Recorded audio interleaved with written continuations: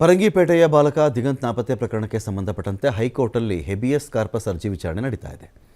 ದಿಗಂತ್ ನಾಪತ್ತೆ ಬಗ್ಗೆ ಬಂಟ್ವಾಳ ಪೊಲೀಸರಿಂದ ಅಫಿಡವಿಟ್ ಸಲ್ಲಿಕೆಯಾಗಿದೆ. ದಿಗಂತ್ ಪತ್ತೆಯಾದ ಬಗ್ಗೆ ಹಾಗೂ ದಿಗಂತ್ ಹೇಳಿಕೆಗಳ ಬಗ್ಗೆ ಉಲ್ಲೇಖವನ್ನು ಮಾಡಿದ್ದಾರೆ. ಅಲ್ಲಿ ದಿಗಂತ್ ಹೇಗೆ ಸಿಕ್ಕದ, ದಿಗಂತ್ ಏನು ಹೇಳ್ತಾ ಇದ್ದಾನೆ, ಇವೆರಡನ್ನೂ ಕೂಡ ಇಲ್ಲಿ ಅಫಿಡವಿಟ್ ಸಲ್ಲಿಕೆ ಮಾಡಿದ್ದಾರೆ ಅವರು ಬಂಟ್ವಾಳ ಪೊಲೀಸರು. ಏನೇನು ಮಾತಾಡ್ತಾ ಇದ್ದಾನೆ ಇವನು ಅಂತ. ಮನೆಗೆ ಹೋಗಲಿಕ್ಕೆ ಇವತ್ತಿಗೂ ಈ ಕ್ಷಣಕ್ಕೂ ದಿಗಂತ್ ಒಪ್ಕೊಳ್ತಾ ಇಲ್ಲ.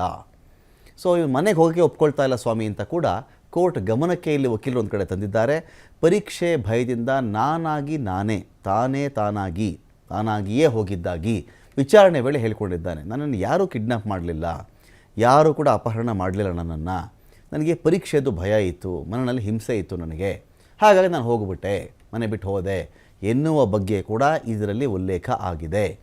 ಯಾವುದೇ ಅಧಿಕೃತ ಅಥವಾ ಅನಧಿಕೃತ ಬಂಧನಕ್ಕೆ ನಾನು ಒಳಗಾಗೇ ಇರಲಿಲ್ಲ, ನನ್ನ ಯಾರೂ ಎತ್ಕೊಂಡು ಹೋಗಿರಲಿಲ್ಲಪ್ಪ, ಯಾರೂ ನನ್ನ ಕಿಡ್ನ್ಯಾಪ್ ಮಾಡಿರಲಿಲ್ಲ, ನನ್ನ ಯಾರೂ ಅನಧಿಕೃತವಾಗಿ ಬಂಧನ ಮಾಡಿರಲಿಲ್ಲ ಅಂತ ಕೂಡ ಈ ಒಂದು ವರದಿಯಲ್ಲಿ ಹೇಳಲಾಗಿದೆ. ಅಂದರೆ ಇಡೀ ಈ ಒಂದು ಕತೆ ಏನೋ ಕಿಡ್ನ್ಯಾಪ್ ಆಗಿಬಿಟ್ಟಿದ್ದಾನೆ ಬಾಲಕ, ಹಾಗೆ ಹೀಗೆ ಅಂತೆಲ್ಲ ಮಾಹಿತಿ ಇತ್ತಲ್ಲ, ಇವನನ್ನು ಯಾರೂ ಕಿಡ್ನ್ಯಾಪ್ ಮಾಡಿಲ್ಲ ಅಂತ ಈ ಒಂದು ವರದಿ ಹೇಳ್ತಾ ಇರೋದು. ಯಾರು ಎತ್ಕೊಂಡು ಹೋಗಿಲ್ಲ, ಇವನನ್ನು ಕಾರಲ್ಲಿ ತೊಗೊಂಡು ಹೋಗಿಲ್ಲ, ಆಟೋದಲ್ಲಿ ಕಿಡ್ನ್ಯಾಪ್ ಮಾಡಿಲ್ಲ, ಬಸ್ಸಲ್ಲಿ ಕಿಡ್ನ್ಯಾಪ್ ಮಾಡಿಲ್ಲ, ರೈಲಲ್ಲಿ ಕಿಡ್ನ್ಯಾಪ್ ಮಾಡಿಲ್ಲ, ಇವನು ಹೋಗಿದ್ದಾನೆ. ಏನಪ್ಪ ಕಾರಣ ಅಂದರೆ ನನಗೆ ಪರೀಕ್ಷೆ ಭಯ ಇತ್ತು, ನನಗೆ ಪರೀಕ್ಷೆ ತುಂಬ ಟೆನ್ಷನ್ ಆಗಿಬಿಡ್ತು, ಹಾಗಾಗಿ ನಾನು ಹೊರಟುಬಿಟ್ಟೆ.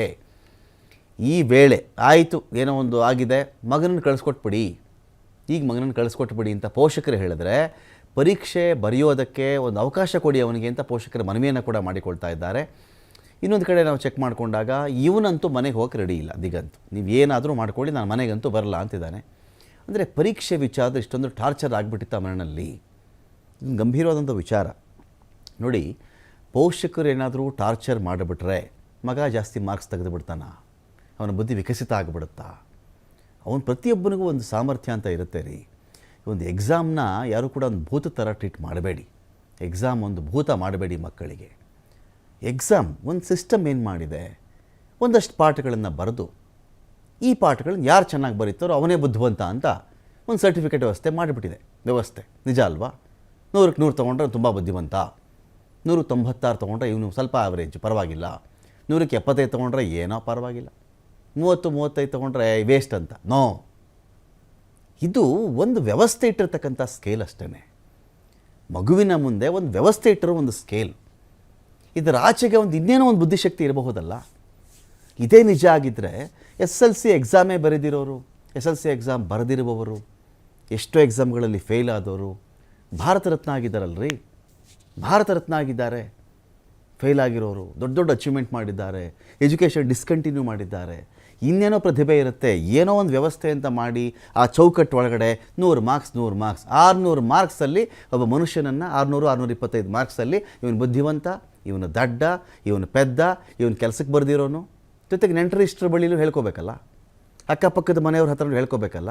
ಅವನು ನೋಡು ಎಷ್ಟು ಚೆನ್ನಾಗಿ ಓದ್ತಿದ್ದಾನಂತೆ, 100ಕ್ಕೆ 100 ಅಂತೆ ಅವನು, ನೀನು ಇದೆಯಾ ದಂಡಪಿಂಡ, 70 ತೊಗೊಂಡಿದ್ಯಾ ನೀನು, ಹಿಂಗಾದ್ರೆ ಅಷ್ಟೇ. ಅವ್ರು ನೋಡು ಅವ್ರ ಮಗಳು ಡಾಕ್ಟರ್ ಆದ್ಲಂತೆ, ಇವ್ರ ಮಗ ನೋಡಿ ಇಂಜಿನಿಯರ್ ಆಗ್ಬಿಟ್ನಂತೆ. ಸರಿ, ಅದಕ್ಕೆ ಇವನೇನು ಮಾಡಬೇಕು? ಇವನು ಬೇರೆ ರೀ, ಇವನು ಬೇರೆ. ಎಲ್ಲ ಮಕ್ಕಳು ಈಕ್ವಲ್ಲ, ಎಲ್ಲ ಮಕ್ಕಳು ಒಂದೇ ಸ್ಕೇಲ, ಎಲ್ಲರ ಬುದ್ಧಿಮತ್ತೆ ಒಂದೇ ಥರ ಇರುತ್ತಾ? ಈ ಬುದ್ಧಿಮತ್ತೆಗೆ ನೀವೊಂದು ಚೌಕಟ್ಟು ಹಾಕಿದ್ದೀರಿ ಅಷ್ಟೇ. ಇದರಲ್ಲಿ ತೊಗೊಂಡ್ರೆ ನೀನು ಸೂಪರ್ ಅಂತ ಹೇಳಿ. ನಿಮ್ಮ ಬಳಿ ಇನ್ನೇನು ಸ್ಕೇಲೇ ಇಲ್ಲ ನಿಮ್ಮ ಬಳಿಯಲ್ಲಿ. ಪ್ರತಿ ಮಗುವಿನಲ್ಲಿ ಒಂದು ಪ್ರತಿಭೆ ಇರುತ್ತಲ್ಲ, ಆ ಪ್ರತಿಭೆಗೆ ಪ್ರೋತ್ಸಾಹಿಸುವಂಥ ಒಂದು ಸ್ಕೇಲ್ ಈ ವ್ಯವಸ್ಥೆಯಲ್ಲೇ ಇಲ್ಲ ರೀ. ಏನು ಮಾಡೋಣ ಅದಕ್ಕೀಗ? ಸ್ಕೂಲ್ ಅಲ್ಟಿಮೇಟು, SLC ಅಲ್ಟಿಮೇಟ್, SLCವರೆಗೂ SLC ದೊಡ್ಡದು ಅಂತಾರೆ, PUC ಬಂದಾಗ PUC ದೊಡ್ಡದು ಅಂತಾರೆ, ಎಂಜಿನಿಯರ್ ಬಂದಾಗ ಎಂಜಿನಿಯರ್ ದೊಡ್ಡದು ಅಂತಾರೆ, ಡಾಕ್ಟ್ರ್ ದೊಡ್ಡದು ಅಂತಾರೆ. ಆಮೇಲೆ ನೋಡಿದ್ರೆ ಎಂಜಿನಿಯರ್ ಮಾಡೋರಿಗೆ 15,000 ಸಂಬಳಕ್ಕೆ ಬಾಪ ಅಂತಾರೆ. ನಿಜ ತಾನೇ ಇದು? ಒಂದು ಮೆಡಿಕಲ್ ಸೀಟ್ಗೆ 2 ಕೋಟಿ 3 ಕೋಟಿ ಖರ್ಚು ಮಾಡ್ತಾರೆ ಈ ದೇಶದಲ್ಲಿ. 3 ಕೋಟಿ 4 ಕೋಟಿ ಡಾಕ್ಟ್ರ್ ಆಗ್ತಾರೆ ಅವರು. ಆದಮೇಲೆ ಎಲ್ಲಿಂದ ವಸೂಲಿ ಮಾಡಬೇಕು? 5 ಕೋಟಿನ ಮತ್ತು ಅದೇ ಜನಗಳಿಂದನೇ ವಸೂಲಿ ಮಾಡಬೇಕು. ಏನೋ ಸಣ್ಣ ಕೈ ನೋವು ಅಂದರೆ ಆಪ್ರೇಷನ್ ಮಾಡಬೇಕು, ಇದಕ್ಕೆ 4 ಲಕ್ಷ ಆಗುತ್ತೆ, ದಾರಿ ಇಲ್ಲ. ಅವರನ್ನು ನೀವು 5 ಕೋಟಿ ಕೊಟ್ಟು ನೀವ್ಯಾಕೆ ಅವ್ರಿಗೆ ಓದಿಸಿದ್ರಿ? ಸೊ ಈ ಪರೀಕ್ಷೆಗಳಲ್ಲಿ ಈ ಥರದ್ದು ಒತ್ತಡ ಹಾಕಿ ಮಕ್ಕಳು ನೋಡಿ ಇವತ್ತಿಗೆ ಮನೆ ಬಿಟ್ಟು ಹೋಗೋ ಪರಿಸ್ಥಿತಿಗೆ ಬಂದಿದ್ದಾರೆ. ಮನೆ ಬಿಟ್ಟು ಹೋಗೋದು ನಾನು ಸರಿ ಅಂತ ಇಲ್ಲಿ ವಾದ ಮಾಡ್ತಾ ಇಲ್ಲ. ಮಕ್ಕಳ ಮೇಲೆ ಆ ಥರ ಒತ್ತಡ ಮಾಡೋದು ತಪ್ಪಲ್ವಾ? ಫಸ್ಟು ಕಂಪ್ಯಾರಿಸನ್ ನಿಲ್ಲಿಸಿ. ಪಕ್ಕದ ಮನೆಯವನು ನೋಡು, ನೆಂಟರ ಮಗ ನೋಡು, ಚಿಕ್ಕಪ್ಪನ ಮಗ ನೋಡು, ಅತ್ತೆ ಮಗಳು ನೋಡು, ದೊಡ್ಡಪ್ಪನ ಮಗ ನೋಡು, ಅವನು ನೋಡು, ಇವನು ನೋಡು ರೀ. ಇವನೊಂದು ಇಂಡಿವಿಜುವಲ್ ರೀ. ನಿಮ್ಮ ಮಗನೋ ಮಗಳು ಅವನೊಂದು ಇಂಡಿವಿಜುವಲ್. ಅವನಿಗೇನೋ ಪ್ರತಿಭೆ ಇರುತ್ತೆ. ಯಾವತ್ತನ ಗುರ್ಸೋ ಕೆಲಸ ಮಾಡಿದ್ದೀರಾ? ಯಾರೋ ಫಿಕ್ಸ್ ಮಾಡ್ತಾರೆ 625 ಮಾರ್ಕ್ಸ್. ಈ 625 ಮಾರ್ಕ್ಸಲ್ಲಿ ಕಮ್ಮಿ ಬಂದುಬಿಟ್ಟ ಅಂದರೆ ಅವನು ವೇಸ್ಟ್ ಅಂತಾನ? ಹಾಗಾದರೆ ಇದೇ ನಿಜ ಆಗಿದ್ದರೆ ಈ ಪ್ರಪಂಚದಲ್ಲಿ ಅಚೀವ್ ಮಾಡಿರೋ ಎಲ್ಲರದ್ದು ಮಾರ್ಕ್ಸ್ ಕಾರ್ಡ್ ಒಮ್ಮೆ ತೆಗೆದು ನೋಡ್ರಿ.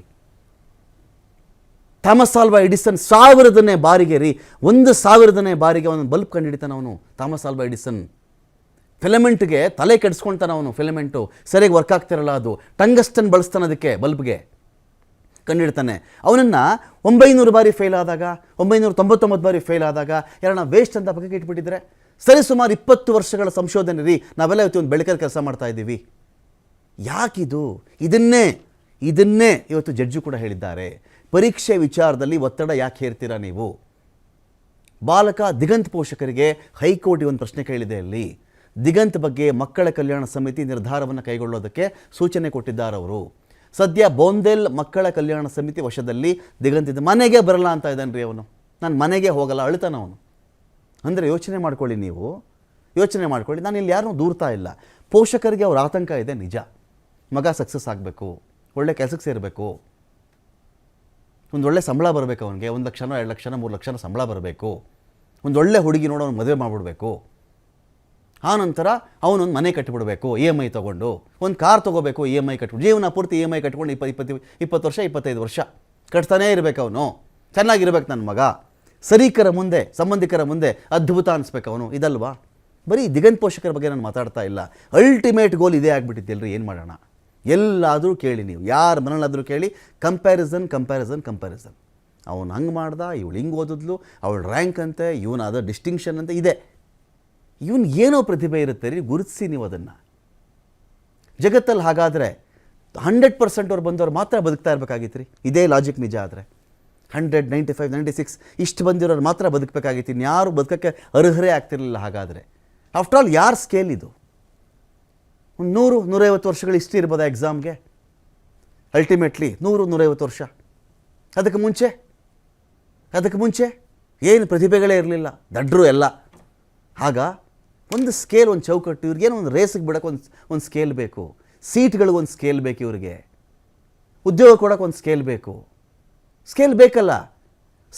ಪ್ರತಿ ವರ್ಷ ಸಾವಿರಾರು ಲಕ್ಷಾಂತರ ಜನ ಇಂಜಿನಿಯರ್ಸ್ಗಳು ಬರ್ತಾರಲ್ರಿ, ಅವರು ನೀವು ಹೆಂಗೆ ಕೆಲಸ ಕೊಡೋದು? ನೀವು ಜಾಸ್ತಿ ತೊಗೊಂಡು ಕೆಲಸ ಕೊಡ್ತೀನಿ ನಾನು ಅಂತ. ಇದೆಲ್ಲ ಆಗಬಾರ್ದು.